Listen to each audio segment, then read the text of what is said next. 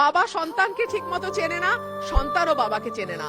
যেটুকু কথা তাদের মধ্যে হয় সেটা হয়তো মোবাইল টেলিফোনে কিংবা সেটা হয়তো ভিডিও কলের মাধ্যমে হয়। দেশের বাইরে থাকা তৈরি করে পরিবারের সাথে দূরত্ব।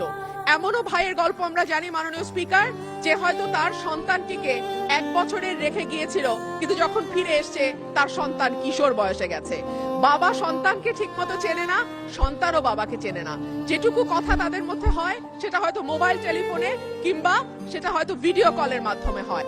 বাবা মার মৃত্যু হয় দেশে, সন্তান খবর পায় না। অনেক সময় আমরা জানি আমাদের প্রবাসী ভাইরা যে টাকা পাঠান সেটা দিয়ে সম্পদ তৈরি করেন পরিবার, কিন্তু সেই সম্পদে অনেক সময় সেই ভাইটির নাম থাকে না, দেখা যায় অন্যান্য ভাই বা যারা দেশে থাকে তাদের নামেই সম্পদ তৈরি হয়। অর্থাৎ নানান ভাবে নানান রকম সমস্যার মধ্যে দিয়ে আমাদের প্রবাসী ভাইরা দেশের বাইরে কাজ করেন, কিন্তু তাদের এই শ্রম এবং ঘামে বাংলাদেশের অর্থনীতি টিকে আছে।